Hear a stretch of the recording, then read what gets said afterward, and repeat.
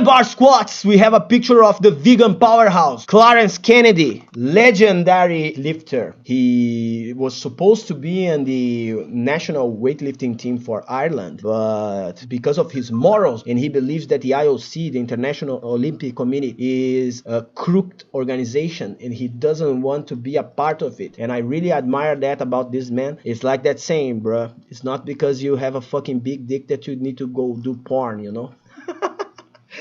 So high bar squats, bro. High bar squats for strength. You are not going to be moving as much fucking weight as the low bar squat, because in the low bar squat, in a sense, you are kind of shitting, you know? You are kind of bringing your back to the lift too fucking much. Even so, since in the low bar squat you are bringing your back more to the lift, you are essentially sometimes good morning the second portion of the lift, then the high bar squat for sheer strength, assuming we are not exclusively talking about lower body strength, because for lower body strength, high bar squats are better than low bar squat. We would score higher on strength, but the overall strength that is going to develop in the entire body is a little bit less, so I will give it a fucking 4 for the strength that the high bar squat can provide you.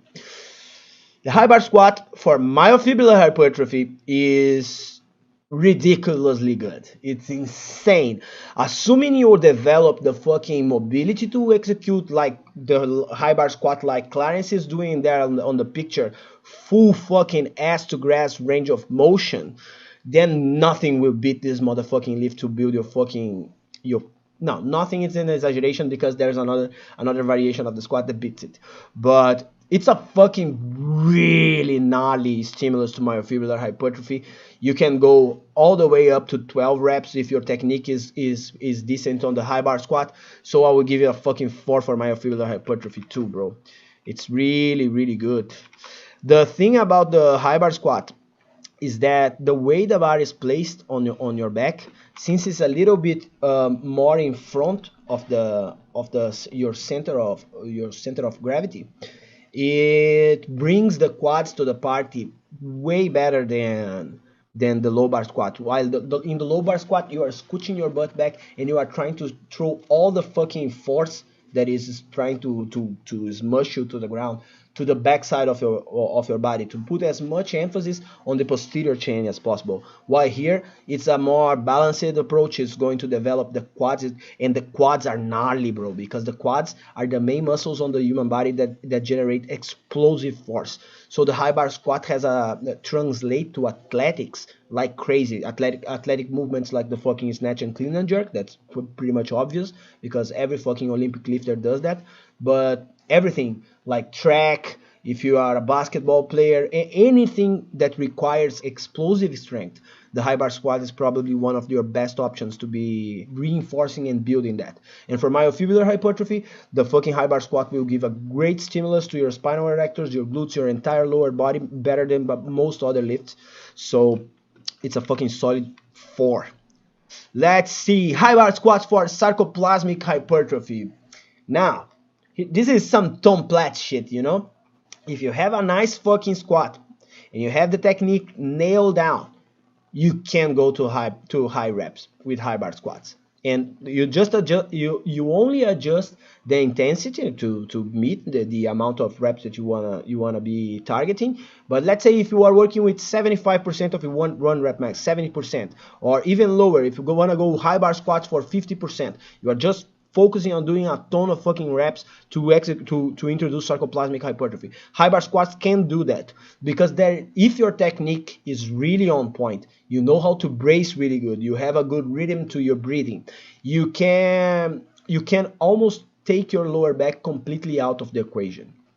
It's hard. You need to master the lift. There's a lot of technique involved in doing that. So if you don't have 1 year of training or 1 year of doing high bar squats full ass to grass in the 3 to 5 rep range, or like 4 to 8 rep range, don't be using this in high reps. Please don't do that if you don't have a lot of experience and confidence in your technique in the high bar squat. But once you're there, it's one of the best lifts for sarcoplasmic hypertrophy, even for sarcoplasmic hypertrophy. So it scores high on sarcoplasmic hypertrophy, on my books at least. It scores a fucking 4.2. So it's such a balanced lift, you know. It's such a balanced lift. It's a fucking incredible lift. This lift is one of my favorites of all, you know. Now, time efficiency. The question is, for you, Robert, that is just joining us right now. The way that I'm scoring time efficiency here is like a full score of 5 is a lift that you can use that single lift for an entire workout, and that's a workout. You know, you don't need anything else to complete your workout in that day.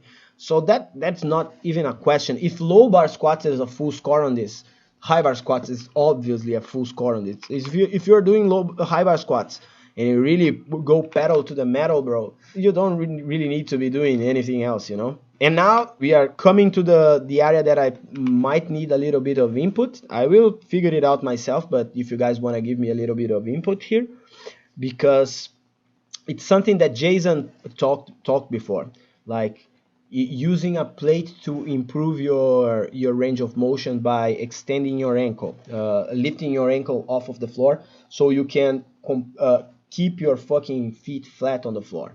This is something that relates to the learning curve of the high bar squat. And the high bar squat requires good hip mobility. You need to have enough hip mobility and learn how to fucking open up your knees and point your knees outwards to both generate torque, because the ligaments on your knees, they work like this, okay? They work like this. When your knees cave in, what they do, they unscrew each other and they get loose. And when your knees go outwards, they get tighter. You know, you twist them and they get tighter. It's like grabbing a rope, and if you unscrew the rope in one direction, the rope gets loose. If you screw in the other direction, it gets tighter. So you need to learn how to shove your knees outwards. You need to learn how to open up your fucking hips. And you need a fuck ton of fucking ankle mobility. I know that it took me 7 years to develop the ankle mobility because my ankle mobility was absolutely terrible.